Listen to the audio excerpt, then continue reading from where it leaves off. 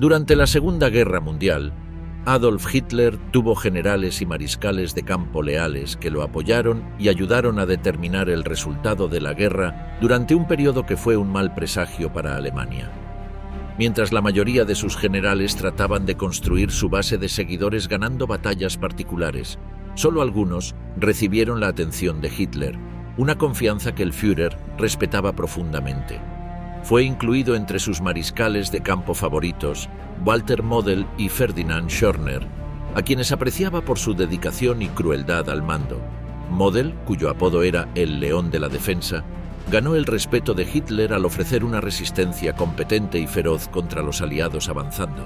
Elogiado por su habilidad para defender posiciones, Model se volvió indispensable para Hitler en el frente oriental. Al mismo tiempo, Schörner mantenía el favor de Hitler imponiendo estricta disciplina y persiguiendo un estilo de mando severo caracterizado por métodos brutales de mantener la disciplina militar. Estos dos representaban el tipo de lealtad que Hitler admiraba y presidían el Reich alemán como imágenes de la inquebrantable intención de Hitler de una defensa profundamente arraigada, pero al final podría ser que su lealtad a Hitler fuera una fortaleza o una debilidad. ¿Por qué Hitler eligió a los mejores generales entre los leales? Adolf Hitler quería la conquista no solo en Alemania, sino también en toda Europa. Para lograr sus objetivos necesitaba no solo grandes ejércitos, sino también generales que pudieran traducir de manera confiable y fiel sus ideas magnánimas en acciones igualmente majestuosas. Pero en el caso de los generales no era algo simple elegir a los más hábiles o experimentados. El proceso estaba totalmente condicionado por la lealtad, los contactos cercanos y, por supuesto, por el deseo de Hitler de seguir siendo el amo de quien creara la imagen. Para Hitler, la lealtad era esencial. Desde el principio de su reinado, sabía que para mantener la autoridad total, debía mantener a sus guardias leales. Consideraba al alto mando alemán no solo como soldados profesionales y pensadores militares, sino también como individuos que debían llevar a cabo sus teorías políticas. Sus estrategias sobre la anexión territorial, el control de Europa y, en última instancia, la creación del Tercer Reich descansaban en su cuerpo de generales en quienes podía confiar. Para Hitler, sin embargo, la confianza no era suficiente. Buscaba a los generales que fueran leales a él pero sobresalientes, aquellos que trajeran esa lealtad de sus hombres y algunos que pudieran burlar a las tropas aliadas. Esta confianza y talento se convirtieron en el núcleo sobre el cual descansaban los nombramientos estratégicos de Hitler. La mayoría de los que lo rodeaban, como Heinrich Himmler, Hermann Göring y Joseph Goebbels, sabían lo que quería y le eran devotos personalmente. Adolf Hitler estaba convencido de que solo las personas dedicadas y esclavizadas tomarían decisiones audaces e incluso más. Tomarían esa decisión en momentos cruciales. Era paranoico respecto a la lealtad. La consideraba tan importante como una fuerza al elegir a sus comandantes. Hitler también sentía que el compromiso funcionaba como un aislante contra las traiciones. Por eso, después de las experiencias de la traición en la Primera Guerra Mundial y las intrigas políticas, los criterios de Hitler para elegir a los generales cambiaron. Su estrategia de seleccionar a los mejores y más favoritos generales se basaba únicamente en la lealtad y la confianza. Aunque Hitler era abrumadoramente paranoico, desarrolló muchas relaciones interpersonales con sus generales seleccionados, asegurándose de que las relaciones interpersonales establecidas fueran saludables y amistosas. Estas relaciones no eran solo oficiales, se convirtieron en personales y familiares. Un ejemplo fue su amistad con Erwin Rommel, a quien llamó el zorro del desierto debido a sus excelentes estrategias. Sin embargo, a pesar de que incluso los aliados aceptaban muchas de las tácticas de Rommel en el campo de batalla, fue su fidelidad a Hitler lo que lo puso en una liga completamente diferente.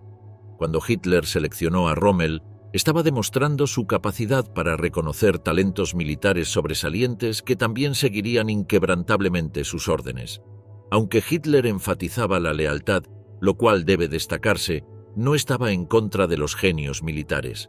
Analizaba los niveles de sus generales, dándose cuenta de que con habilidades especiales, la lealtad ayudaría en la lucha. Un ejemplo distinto en este caso es Wilhelm Keitel. quien era obediente con Hitler y no tenía reservas sobre seguir las órdenes que sabía que eran las más desagradables. La fiabilidad de Keitel fortaleció la idea de Hitler de que, si se hacía obediente, la lealtad podría ayudarlo a seguir la visión con éxito. Al mismo tiempo, docenas de oficiales de alto rango, Keitel y Alfred Jodl entre ellos, encarnaban perfectamente el tipo de obediencia que Hitler exigía y que obedecían sus órdenes hasta el punto en que el razonamiento militar hubiera aconsejado no hacerlo. A través de la dependencia de sus generales leales, Hitler puso en marcha una estructura de mando militar que dependía de las instrucciones e iniciativa directas de Hitler. Los arquitectos iniciales, construyendo bases duraderas de confianza, influencia y liderazgo. Cuando Hitler llegó al poder en 1933 y comenzó a sentar las bases para hacer de Alemania la potencia mundial dominante en los próximos años, requería más que obediencia militar. Quería hombres que se entregaran cuerpo y alma a su programa. Con este fin, seleccionó solo a unos pocos, poniéndolos a prueba en política y hechos, formando un círculo cerrado de confidentes militares que constituyeron el núcleo de su consejo estratégico inicial. Entre ellos estaban dos hombres que se convertirían en sus más confiables confidentes, Wilhelm Keitel y Alfred Jodl. Seguidores valientes y excepcionales en su obediencia a las órdenes de su maestro, Keitel y Jodl ascendieron rápidamente en las filas de la jerarquía militar de Hitler, convirtiéndose en indispensables para el Führer. Wilhelm Keitel, un soldado profesional, al igual que los demás generales de Hitler, se convirtió en su símbolo, quien solo le decía lo que quería oír, un apodo que recibiría a lo largo de la guerra. El teniente general Keitel fue quizás quien tuvo más sumisión a las órdenes de Hitler de todos los oficiales de su administración. No estaba claro por qué Keitel actuaba de esa manera, ya que muchos dentro del ejército especulaban sobre su obsequiosidad, lo que le permitió ganarse el favor del Führer. Keitel fue acreditado por asegurar la implementación de las decisiones de Hitler en el OKW, el alto mando alemán. Hizo posible que las instrucciones del Führer llegaran a todos los niveles de operación militar, desde las órdenes operacionales especializadas a nivel de campo hasta la estrategia. Aunque los comportamientos de Keitel más tarde fueron identificados como tontos, simplemente porque apoyaba a Hitler sin cuestionarlo, fue justamente eso lo que Hitler apreciaba en ese momento. Para Hitler, Keitel era un hombre que no desordenaría las cosas, un par de manos sólidas, un hombre de lealtad inquebrantable que no cuestionaría sus órdenes. Otro de sus miembros importantes, altamente apreciado en la mayoría de las biografías de Hitler, fue Alfred Jodl, quien era descrito como inteligente y con un gran sentido de la estrategia. Como jefe del Estado Mayor de Operaciones del OKW, Jodl tenía la tarea de convertir las ideas de Hitler en estrategias militares accionables.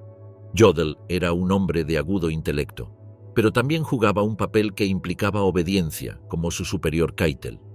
Jodl seguía las ideas de Hitler explícitamente y era un planificador preciso en todos los aspectos de la planificación militar, incluso cuando había dudas sobre la estrategia militar. La lealtad se veía mejor en un combatiente como Jodl, quien siempre estaba dispuesto a asegurarse de que las estrategias a veces extrañas de Hitler se pusieran en práctica, creyendo que las formas de Hitler seguramente triunfarían al final. Esta cualidad de liderazgo para desempeñar su deber de la mejor manera posible, con sus habilidades e inteligencia, lo colocó entre los hombres más confiables de Hitler. En conjunto, Keitel y Jodl estaban en el núcleo de los estrategas militares de Hitler. No solo garantizaban que las directivas de Hitler se llevaran a cabo sin cuestionamiento, sino que también establecían estándares complejos dentro de las altas esferas de la Wehrmacht. Otros observaban que la rebelión o la procrastinación podrían provocar el despido e incluso la ejecución, pero el cumplimiento traía beneficios que apuntaban a un aumento de poder. Esta corriente temprana de obediencia y lealtad sentó las bases, cuyo ritmo solo creció a medida que la guerra avanzaba. El mariscal de campo Erwin Rommel, el favorito del público, el héroe estratégico de Hitler. Al explorar la historia de los líderes militares de la Alemania nazi, el nombre de Erwin Rommel fue, de hecho, un caso particular, un general amado por Hitler y por el público de Alemania. Premiado con el título de El zorro del desierto, las audaces y agresivas acciones y tácticas de Rommel en el norte de África deleitaron a Hitler, quien lo consideraba un ejemplo supremo de guerrero ario. Desafiante, audaz y persistente, Rommel llevaría a cabo las ideas de Hitler sobre la dominación, y sus victorias serían presentadas como una distintiva propaganda alemana. Además, para el Führer, Rommel no solo era un estratega militar sobresaliente, sino también una persona que en términos de raza e ideología era invaluable para el Tercer Reich. La victoria temprana de Rommel, un comandante principal del Afrika Korps en el norte de África, lo convirtió en un candidato ideal para la propaganda nazi, que lo presentaba como la personificación del guerrero alemán. Sus éxitos anteriores contra las fuerzas británicas en los desiertos libios durante 1941 y 1942 se hicieron populares en casa a través de los medios, periódicos y noticieros, avivando el espíritu del pueblo. A pesar de los dolores en el frente oriental, una población alemana cansada de los esfuerzos bélicos asociados con él comenzó a desarrollar júbilo y orgullo con las victorias de Rommel. Aclamado como un héroe nacional y un general de celebridad, Rommel era un ícono de la guerra alemana, la fuerza y la invulnerabilidad paternalista en el campo de batalla. Es importante señalar que Hitler participó en la construcción de esta imagen y sugirió que Rommel representaba las fuerzas de la Wehrmacht. Rommel era el tipo de general que Hitler siempre quisiera tener cerca de él. Un hombre que obedeciera órdenes y luchara bien, siempre con una idea de cómo hacerlo y demostrando consistentemente el coraje para hacerlo. El Führer apreciaba el coraje de Rommel, especialmente porque el general era un estratega ofensivo cuya mente funcionaba según los principios puros arios. A los ojos de Hitler, Rommel no solo era un genio estratégico, sino también la personificación del ideal nazi, fuerte, invulnerable y altamente devoto. A diferencia de la mayoría de los comandantes supremos, Rommel podía tomar muchas de las decisiones de manera independiente por una razón principal: Hitler tenía plena confianza en él. Sin embargo, con el tiempo, la fama de Rommel se convertiría en una mala introducción a la rivalidad entre él y Hitler. Su creciente fama le otorgó más poder en las filas militares y en la población alemana. Adolf Hitler solía modelar a Rommel como el general del pueblo, lo que lo hizo querido por el público alemán y provocó que algunos de los otros allegados de Hitler resentieran o temieran al oficial. Para el público, Rommel era un hombre de triunfos y fuerza, una luz en circunstancias y condiciones cada vez más oscuras.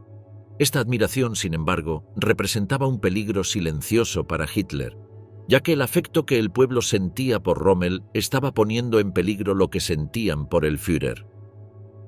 Erich von Manstein, el obediente reacio, desgarrado entre la estrategia y el deber, quizás el más intrigante de todos los generales principales del ejército de Adolf Hitler, fue el mariscal de campo Erich von Manstein, quien combinó brillantez militar con una postura emocionalmente cargada respecto al Führer.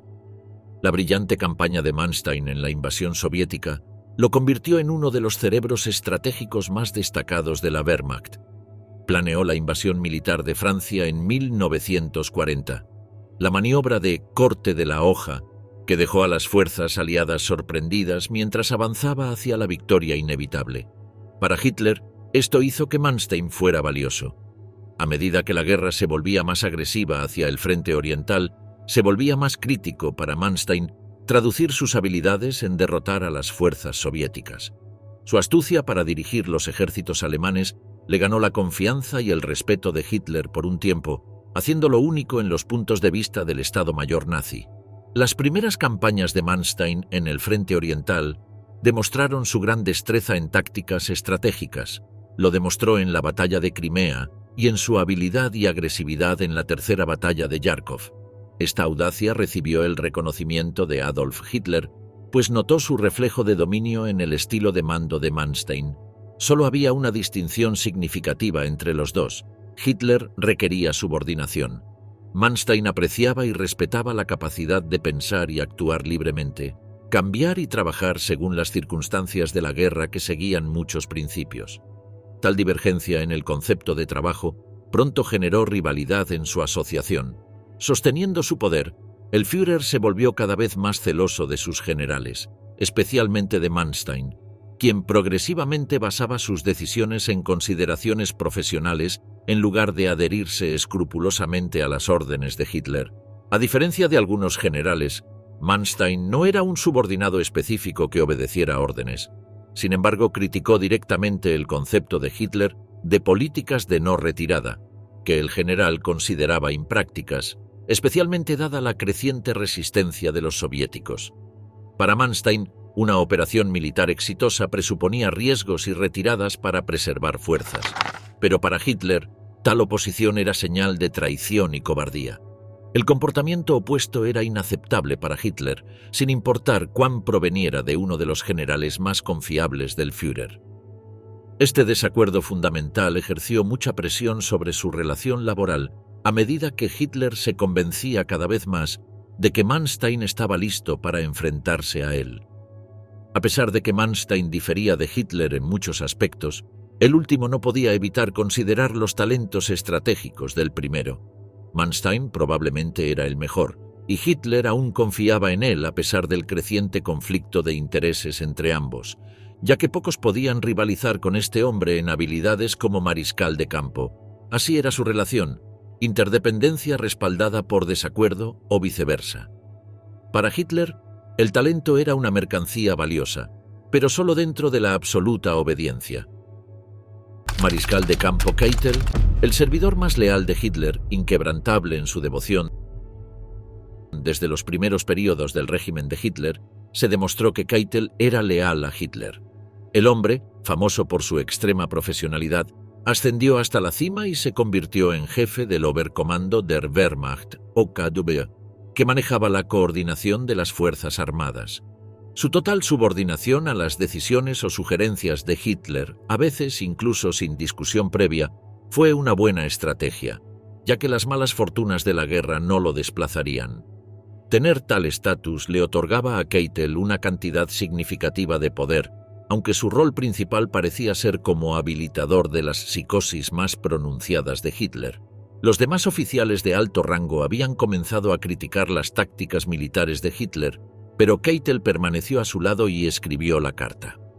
Su obediencia servil a las órdenes de Hitler a veces lo ponía en conflicto con otros generales que pedían mejores retiradas y redistribuciones. Mientras los otros sufrían las consecuencias de la rebelión, Keitel preservaba su lugar, cumpliendo la visión de Hitler. Esta lealtad cimentó su posición y lo estableció como uno de los principales contribuyentes del régimen en los asuntos militares. El ataque enemigo infligió más daño a Alemania, y a medida que el tiempo pasaba, surgieron problemas más complejos. Sin embargo, Keitel permaneció leal. Por lo tanto, la confianza de Hitler nunca vaciló. Se convirtió en uno de esos seguidores que siempre decía que el Führer no cometía errores en términos de estrategia que llevaron a las pérdidas del Reich. Este fracaso para cuestionar órdenes ejemplificó una de las bases más significativas de la obediencia a la autoridad, al menos en cuanto a cómo operaba Keitel. Su obediencia fue considerada una falla moral y profesional, ya que era un mundo de traición y apuñaladas por la espalda. Los defensores inquebrantables del Führer, unidos por la lealtad, disciplina y crueldad, a medida que la Segunda Guerra Mundial avanzaba hacia la mitad y los aliados comenzaban a empujar a los nazis hacia atrás, Hitler dependió principalmente de generales que tenían su mentalidad, que solo sabían cómo pelear y en gran medida cómo matar. Entre estos estaban los mariscales de campo Walter Model y Ferdinand Schörner, dos líderes militares que encarnaban las características que Hitler más buscaba: fidelidad, disciplina y la disposición para aplicar la fuerza más extrema. Ambos hombres jugaron papeles fundamentales en los intentos nazis de resistir la invasión de los aliados y fueron la elección preferida de Hitler para frenar la desaparición final de Alemania. Cualquiera que fuera el respeto de Hitler por Model, fue por los principios defensivos tenaces del mariscal de campo. Llamado el bombero del Führer, Model era típicamente utilizado para resolver problemas en frentes que se desmoronaban. Era insuperable en la guerra defensiva, lo que le permitió frenar consistentemente las fuerzas del Ejército Rojo. Bajo la admiración por la obediencia de Model, Hitler lo percibió como una imagen reflejada de sí mismo, un hombre dispuesto a hacer todo lo necesario para mantener su posición, incluso si las cosas parecían imposibles. Las tropas de Model operaban bajo condiciones casi imposibles, pero el general era conocido por su determinación de hierro y su devoción inquebrantable a las directivas de Hitler. Era uno de esos generales en los que siempre se podía confiar la orden del Führer y podía prepararse para la inevitable perdición. De la misma manera, Ferdinand Schörner, leal y brutal al mando, apelaba a Hitler de igual forma. Schörner era extremadamente brutal con el enemigo, así como con sus hombres. Mantenía una política de cero tolerancia equivalente a lo que Hitler exigía. Hitler siempre apreciaba su crueldad porque solo un general dispuesto a tomar decisiones extremas podría ganar una guerra o al menos evitar una derrota. En Schörner, Hitler finalmente descubrió a un comandante que compartía una perspectiva similar, insistiendo en que las derrotas no significaban nada para un general luchador que no retrocedía, sino que se mantenía firme y peleaba. A medida que la guerra se acercaba al territorio alemán, hombres como Model y Schörner se convirtieron en valiosos aliados de Hitler. Estos dos pilares de la determinación inflexible en priorizar la defensa, junto con la inquebrantable obediencia mecánica a las directivas bárbaras, ofrecieron a Hitler una garantía de que defenderían su idea hasta el final.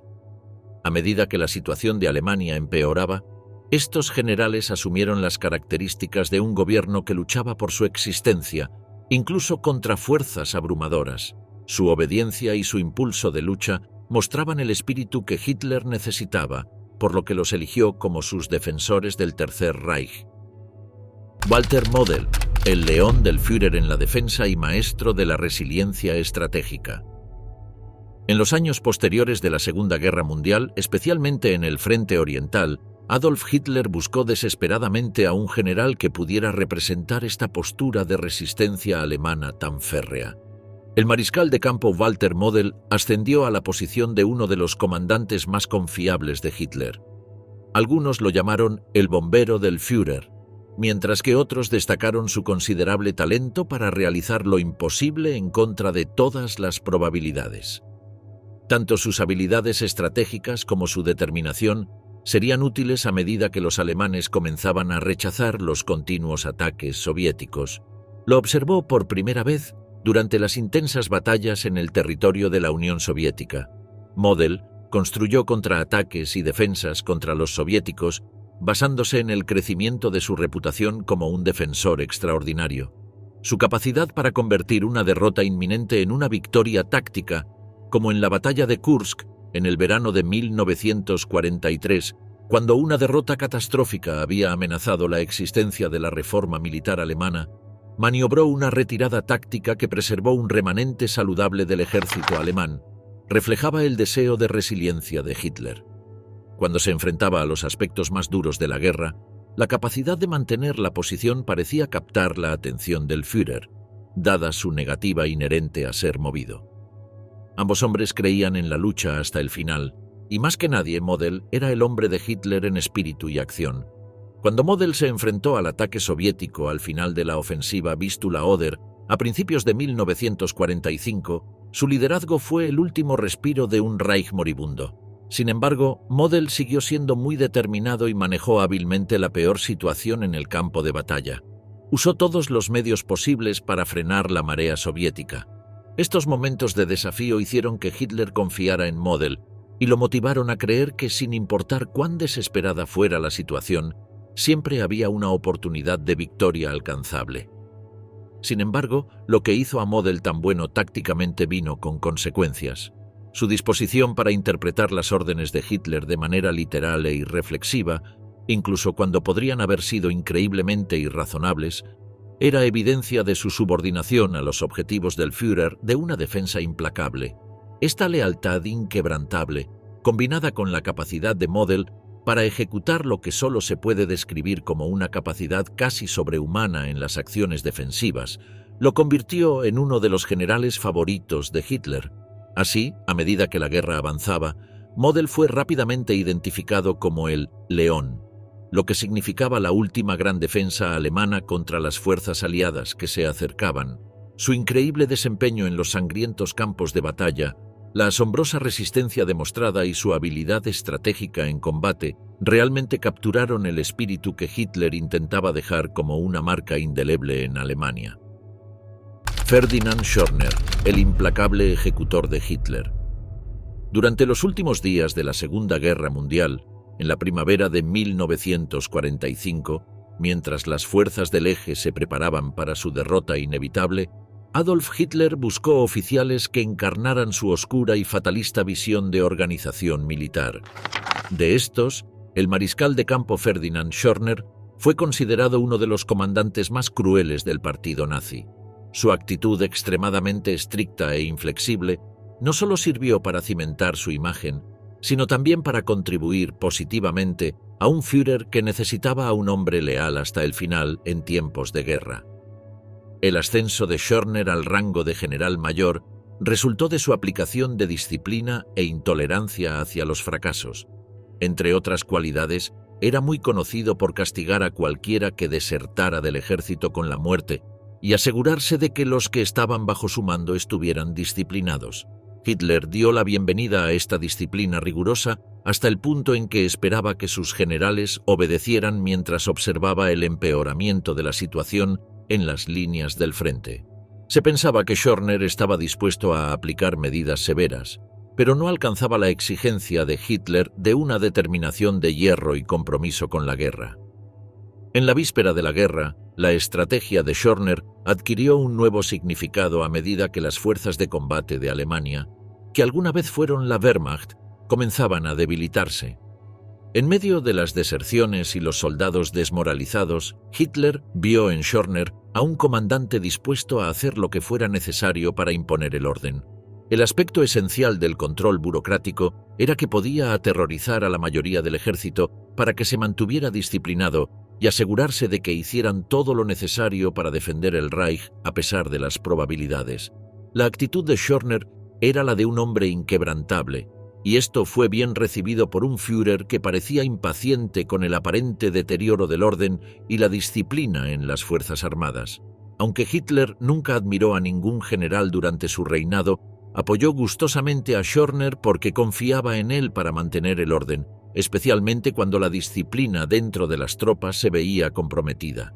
A su vez, se esperaba que Schörner fuera frío y sin piedad, que gobernara y obedeciera a Hitler de la misma manera implacable que el Führer gobernaba el campo de batalla. La obediencia incondicional de Schörner a Hitler y su estricta adherencia a las reglas y regulaciones militares fueron ventajas significativas en los últimos días de la guerra. Se informó que los métodos de Schörner produjeron éxito a corto plazo, pero las tropas inevitablemente desarrollaron resentimiento y miedo hacia el líder que los comandaba. Pero en los círculos políticos de Berlín, esto no era un inconveniente para él, ya que la gente lo consideraba un hombre firme y fuerte, porque eso era lo que era. Para Hitler, Schörner no era solo un soldado, sino también alguien que creía que tal brutalidad podría resolver problemas, restaurar el orgullo y frenar el derrotismo, una necesidad urgente cuando el reinado de Hitler se acercaba a su colapso eventual. Model y Schörner, el bastión de la última defensa del Reich. Con el colapso del Tercer Reich casi a la vista en la primavera de 1945, el deseo de Hitler por un nuevo liderazgo militar se volvió aún más vital. En este momento desesperado, recurrió a dos de sus generales más confiables, el mariscal de campo Walter Model y el mariscal de campo Ferdinand Schörner. Cada uno representaba un aspecto diferente del concepto de Hitler de una defensa final y se convirtió en crítico para la creciente carrera del Führer para salvaguardar su menguante reino. Model, conocido como el León de la Defensa, había ganado este nombre debido a sus grandes desempeños defensivos en el frente oriental. Su brillantez táctica le permitió implementar procedimientos tácticos complicados que en la mayoría de los casos fueron contrarrestados por una notable superioridad numérica del enemigo. Cuando la guerra avanzaba hacia sus últimas etapas, la contribución de Model fue vital para mantener la línea contra los aliados.